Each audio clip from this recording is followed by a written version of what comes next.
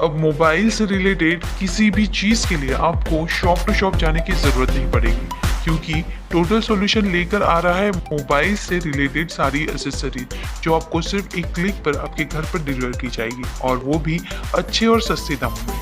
तो आइए जल्दी हमारी वेबसाइट पर विजिट करें।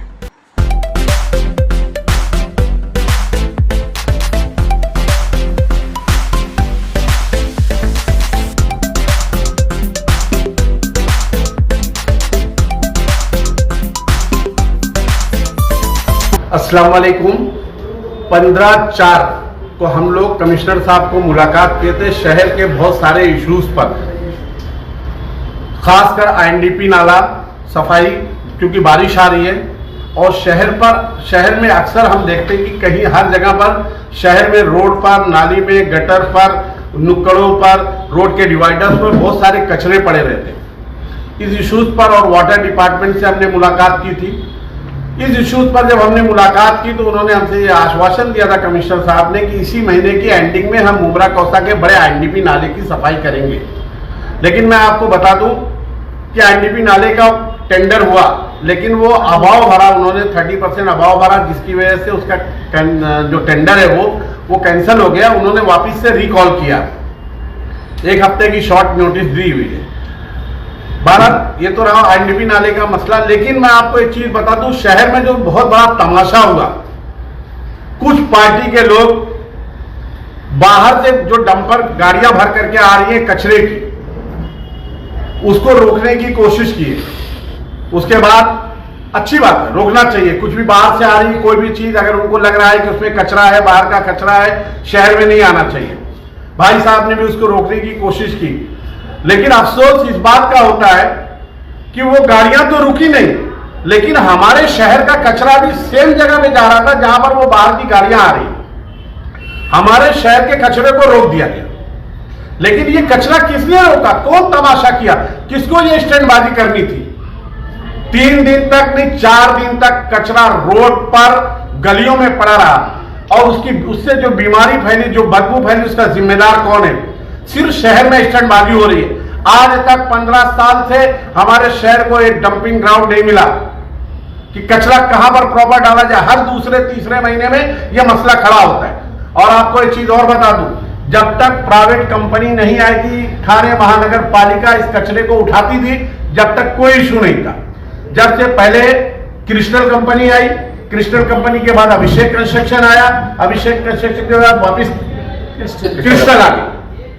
3 दिन तक रोड पे कचरा पड़ा रहा। मैंने जो हमारे यहाँ के एसआई है महेश बागराव, उससे कांटेक्ट किया, उन्होंने कहा डंपिंग बंद है।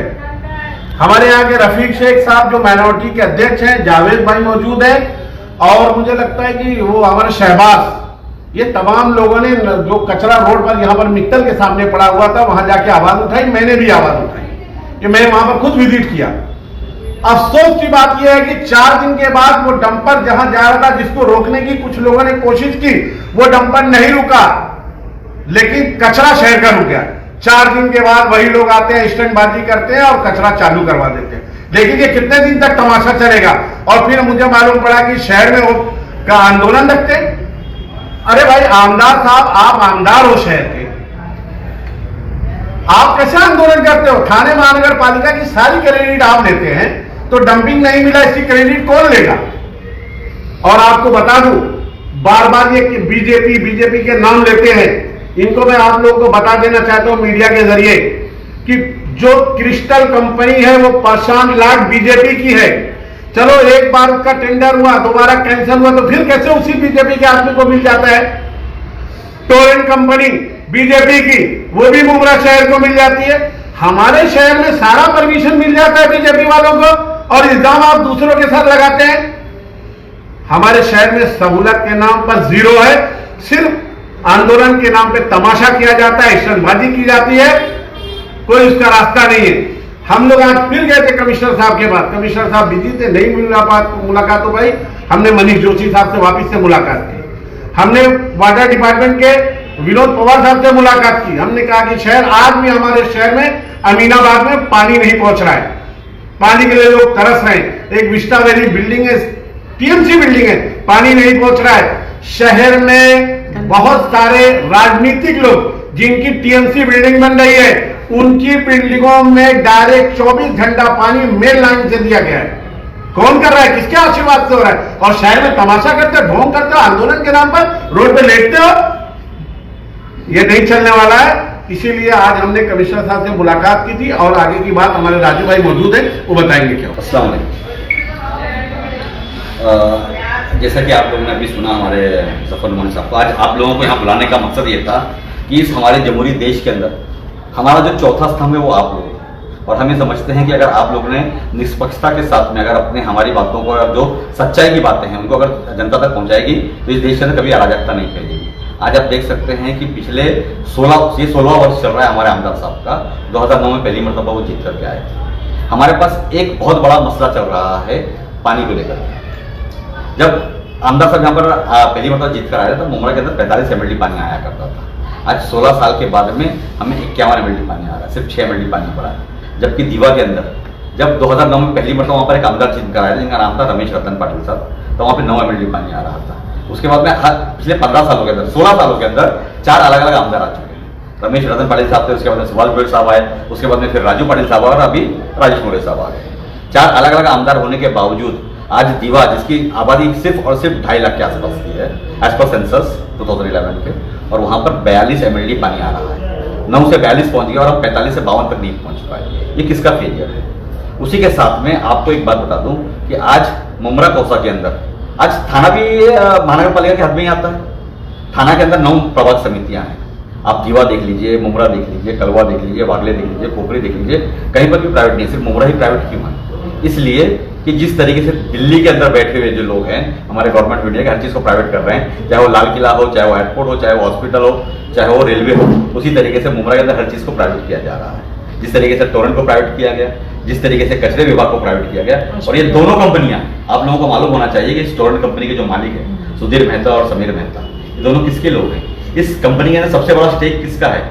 आपको बता दूं, इसका सबसे बड़ा स्टेक जो है वो हमारे इस देश के गृह मंत्री का, उन्हीं के साहबजादे का है सबसे बड़ा स्टेक। तो ऐसे लोग क्या आइए, तो ऐसा है कि ये समझने की बात है कि प्राइवेटाइजेशन से किसको फायदा हो रहा है, कौन हमारे मुमरा कौसा को बेच करके या प्राइवेट करके उसका फायदा उठा रहा है। ये लोगों को समझने की बात है और ये मुमरा कौसा के लोगों से हम लोग अपील करते हैं। आज जो हमारी प्रेस कॉन्फ्रेंस आई है इसका बहुत बड़ी वजह ये थी कि पिछले 1.5 महीने से हम लोग कोशिश पर थे कि ये साल हमारे जो मुमरा कौसा के जितने भी नाले हैं, नालों की सफाई हमेशा साल में एक ही मरतबा होती है, प्री मानसून।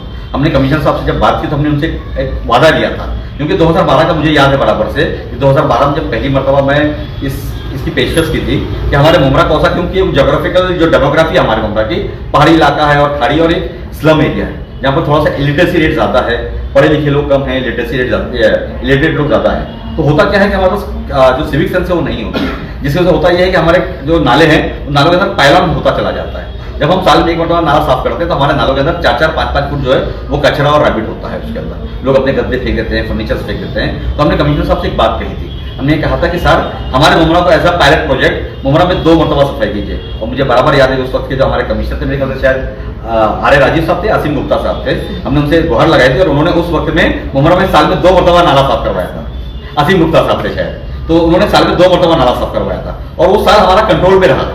आज वही हाल है कि आज दीवा प्रभाग समिति का नाले का टेंडर हो गया, मैं समझता हूँ कि 2-4 दिन में काम चालू हो जाएगा, मगर मुमरा का टेंडर आज कैंसिल हो गया। इसलिए कैंसिल हुआ कि कॉन्ट्रैक्टर ने 32% अबव भरा, 32% अबव भरा। अब उसको कैंसिल करने के बाद में मैं समझता हूँ 10 से 15 दिन और लग जाएंगे उस नाले के टेंडर को वापस वर्क ऑर्डर में तब्दील करने के लिए। रीटेंडरिंग होगी, 7 दिन का टेंडर कॉल किया जाएगा, फिर उसके बाद उसको वर्क ऑर्डर देने में 4-5 रोज चले जाएंगे। तो हमारा नाला सफाई होगी कभी? बारिश के वक्त में होगी।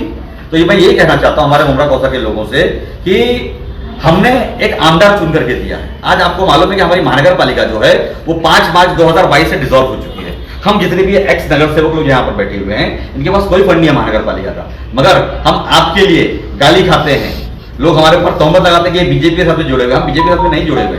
जिस तरीके से आपके रहोगे मुसलमान खून बह रहा है, उस तरीके से हमारे अंदर भी मुसलमान खून बह रहा है। हम हमारी कौम के खिलाफ के लोगों के साथ हम कभी बैठ नहीं सकते। राजू भाई, यहाँ के जो विधायक हैं उन्होंने पिछले दिनों मुमरा कौसा दीवा प्रभाग समिति, मुमरा प्रभाग समिति के नालों का दौरा किया। उन्होंने कहा कि जो है मई के शुरुआत में ही जो है नालों की सफाई शुरू हो जाएगी, और आप कह रहे हैं टेंडर कैंसिल हो गया है। सर मैं ऑन रिकॉर्ड कर रहा हूँ, इसलिए आप लाइव कर रहे हो, मैं आपको लाइव माध्यम से जो महानगर पालिका के अंदर जो आज हुआ है वो आपको बताना चाहता हूं कि 32% अबव अभिषेक कंस्ट्रक्शन, संदीप भानुशाली और राजू भानुशाली की जो कंपनी है, उन्होंने वो टेंडर भरा था, वो टेंडर कैंसिल हो गया इसलिए कि 32% अबव भरा है उन्होंने, और उसको रीटेंडरिंग की जाएगी और 7 दिन अभी और लगेंगे टेंडर को फ्लोट करने का और उसको वर्क ऑर्डर देने के लिए। मैं समझता हूं वर्क ऑर्डर होते थे 15 दिन चले जाएंगे।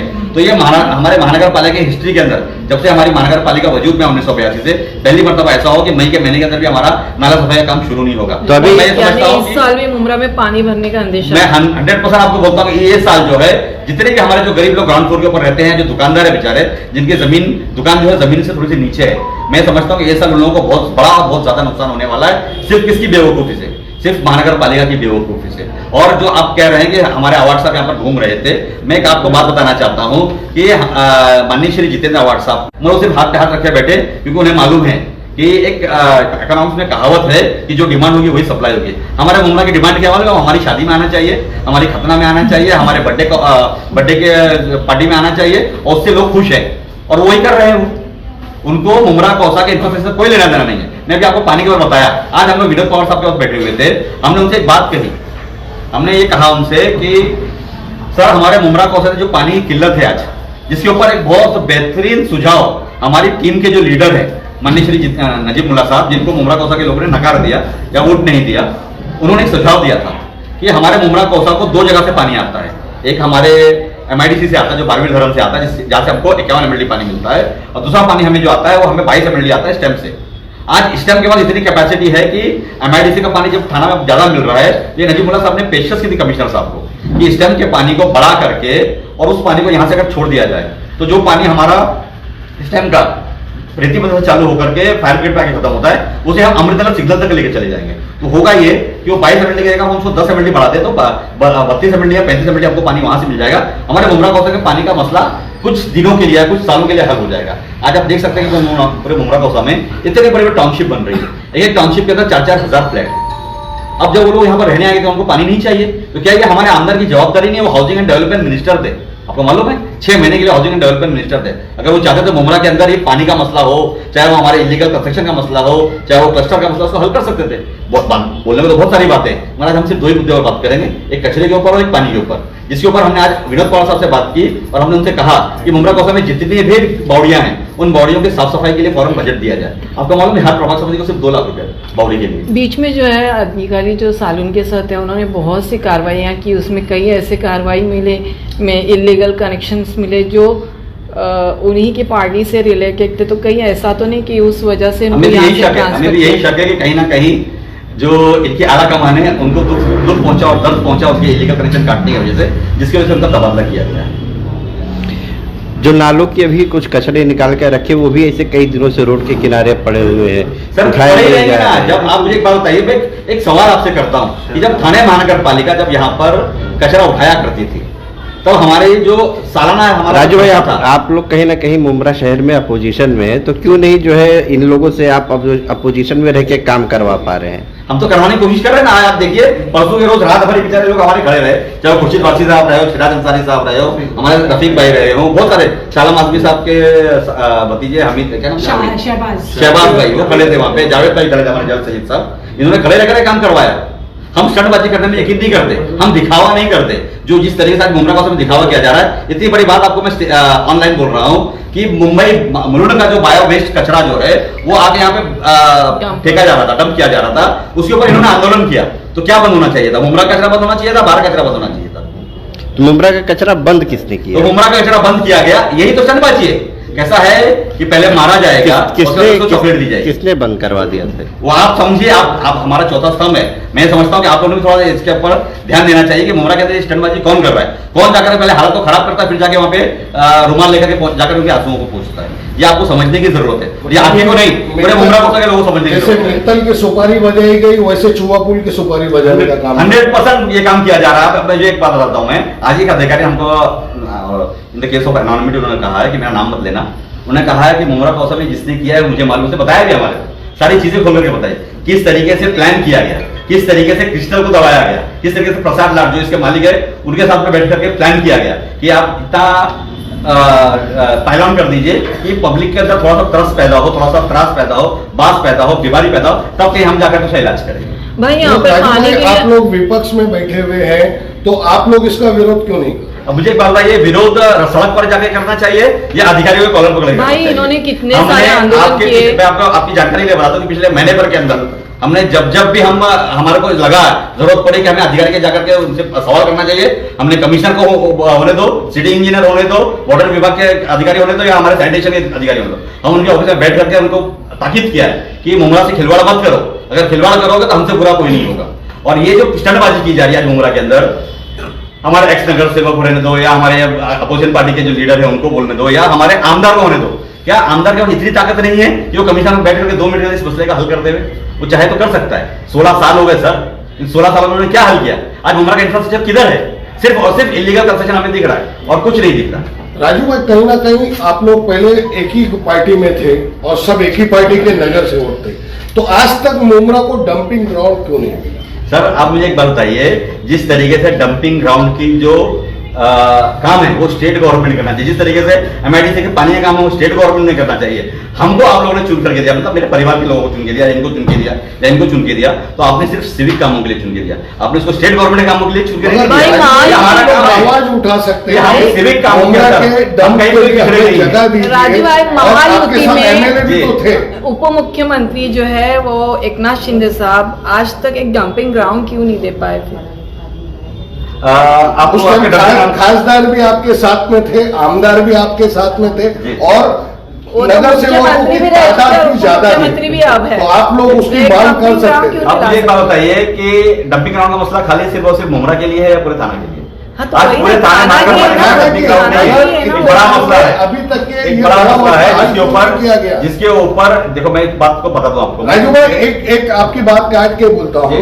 देखिए, अब मुमरा इस मोड़ पे खड़ा हो गया है हाँ। जो उसे दबाने के लिए कचरा रोड पे पूरा ऐसे ही पड़ा हुआ है। ये 2 दिन 3 दिन का ये हाल था, जी। मतलब मुमरा कचरे में था और कचरे में ही रहेगा। कचरे का विकास बिल्कुल, है ना। बिल्कुल। और अभी ये डंपिंग ग्राउंड नहीं मिला। मेरा सवाल जो आप लोगों से था, हाँ। तो उस टाइम आप लोगों ने कुछ पहल की थी या? जी बिल्कुल की थी, हमने डंपिंग ग्राउंड एक दिया था आपको, शायद आपकी जानकारी बता दूं मैं कि उत्तर शिव के अंदर हमने 5 एकड़ का प्लॉट सदो सेठ का हमने महानगर पालिका की तरफ से भाड़े पर लेकर के उसको डंपिंग ग्राउंड के लिए दिया था, मगर चूंकि वहां के गांव वालों का विरोध था इसलिए वो साल भर में बंद कर दिया गया। तो ऐसे ही होता है, हमने डागर के अंदर सागरली गांव के अंदर हमने एक वहां पे सेग्रीगेशन एंड कॉम्पैक्टिंग का हमने वहां पे प्लान डाला जो आज भी चालू है। मगर मुमरा का प्रॉब्लम क्या है कि मुमरा का प्रॉब्लम यह है कि मुमरा में सेग्रीगेशन हो नहीं पा रहा है। हमने गीला कचरा और सूखा कचरा अलग करवाना चाहिए, इसी के लिए हमने प्राइवेटाइजेशन की मांग की थी 2014 के अंदर, जिसके ऊपर माननीय सुधीर भगत साहब ने इसके ऊपर अपोज किया था, याद होगा शायद आपको। उस टाइम पे वो हमारे अपोजिशन में थे, शिवसेना में थे,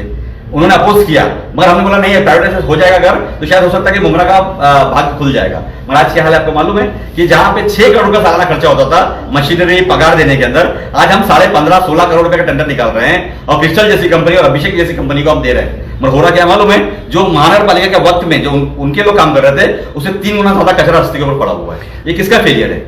ये उन कॉन्ट्रैक्टरों का फेलियर है। राजू भाई, कुछ आखिरी सवाल है आपसे जी। कि आप लोग मनपा कमिश्नर से मुलाकात करने गए थे, मुलाकात नहीं हो पाई आप लोग? आज नहीं हो पाई, आज नहीं हो पाई, वही आज नहीं हो पाई। तो अभी इन सब मुद्दों को लेकर आप लोग कब जाने वाले हैं? और कल जाने वाले हैं हम लोग, कल वापिस जाने वाले। कमिश्नर साहब ने आज मैंने जब मैसेज किया उनको, मैंने उनसे आज अपॉइंटमेंट लेने की कोशिश की, तो उन्होंने कहा कि आज सोमवार है, आज पब्लिक डे होता है, मैं पब्लिक से मिलना चाह रहा हूँ, तो मैं कोशिश करूंगा कि कल हमसे जाके जरूर मिलेंगे। मैं एक बात खाली आपको बता दूं कि 14 तारीख को हम जाकर के जब कमिश्नर साहब से मुलाकात किए तो 2 दिन के बाद हम देख रहे हैं कि जो नाले की मांग हम करके आए कि सफाई की जाए, तो देख रहे हैं कि हमारे आमदार साहब पूरे शहर में वही पॉलिटिकल स्टैंड चालू हो गया। अरे सर, मैं आपको एक बात ये पूछना चाहता हूँ, शहर में क्या हॉकर्स है?